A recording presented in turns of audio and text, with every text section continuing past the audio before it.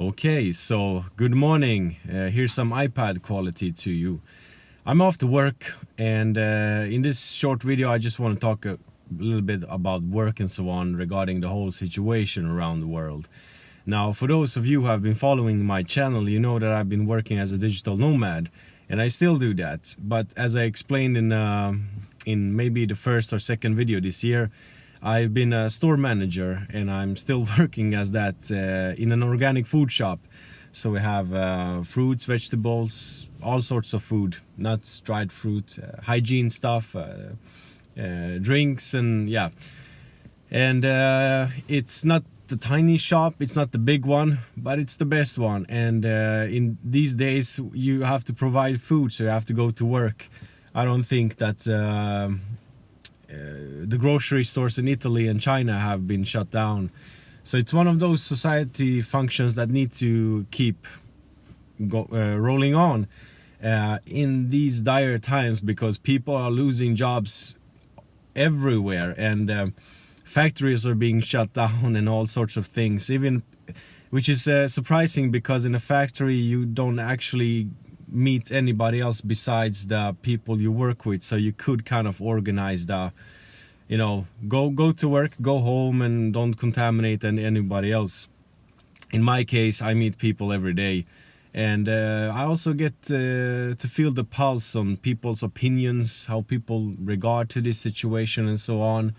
And of course, in a food shop, you have to have a clean hygiene to begin with, and now we have increased that. Regarding my routines, when I get back home, you know, I just shift the clothes, wash them immediately, take a shower, and I have like a pair of like 3 sets I use now for work. And also, you know, avoiding unnecessary gatherings and so on. Well, that's totally minimized anyway right now. So, and in Sweden, they are going to shut down the schools. They haven't done it like centrally from the government, but they have recommended for distance studies and so on everything besides kindergartens and primary schools. But my children are going to kindergarten anyway these times. And you know, to go back to that thing, if you've been following this channel, you know, we were traveling, so my children have been, yeah, ever since the girls were 3 months, we took off somewhere. So they have been learning from various places and all sorts of situations and so on and so on. So it's nothing new for us. We are grateful and feel privileged that we are not that vulnerable in the midst of this situation, because people will be out of work massively, and everybody's begging for money.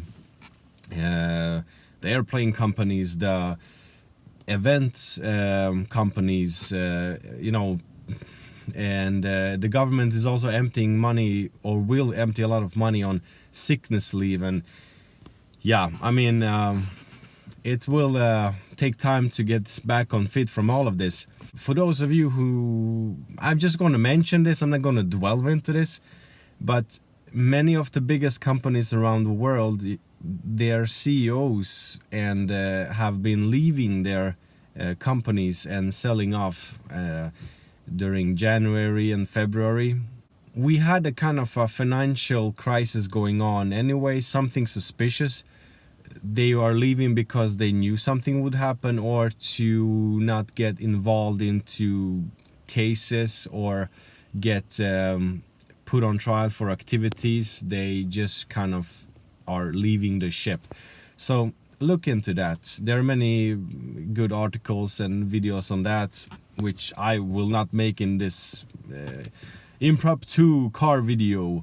And yeah, so, and even in the autumn last year, we had a simulation 201, you know, a pandemic, a new kind of viral coronavirus, and so on and so on. So it's always amazing how before major events, there's always, just like what happened in New York almost 20 years ago, they were having an event practice at the same time, and it's always like that. It's very suspicious, and people need to really be aware of what will be the consequences of this, because when people are afraid, if they get afraid, they leave and they will leave their freedom to get whatever the government or the central authorities offer them.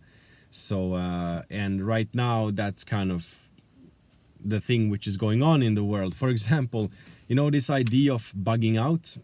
If you live in Norway, for example, if you go from the south to the north, you have to be put in quarantine, of course, because the northern parts are very vulnerable, and people even need to take a helicopter to go to do a checkup or do some medical operation or whatever. So yeah, understandable. But another thing is that the city folks who have money and cabins and so on, they left for their cabins in the mountains, which is kind of the bug out idea. If anything happens, I will take my car, I will drive up somewhere high. But the people who live close to those cabins, in the small communities, small towns, have pleaded to the government. So the prime minister even threatened with the civil defense to get those city folks back home. Limitations of freedom. Every time there's a big crisis, mass hysteria, it's always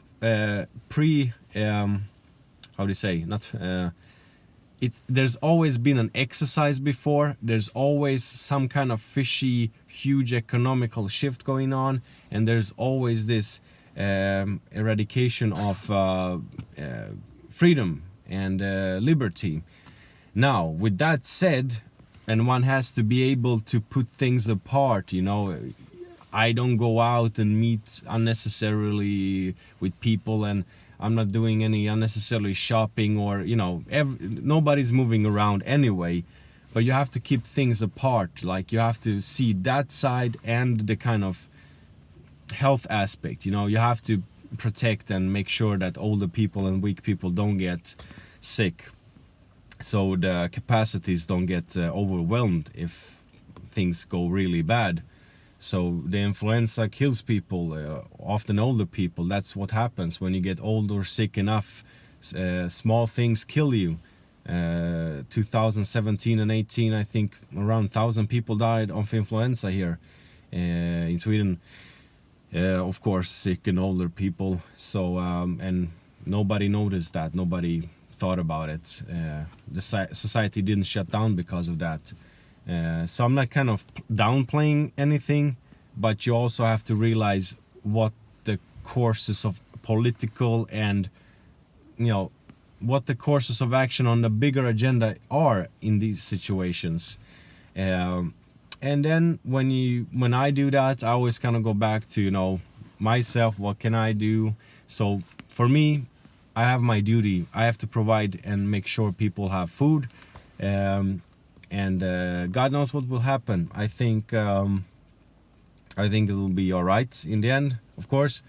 And just don't do anything unnecessarily at the times like these.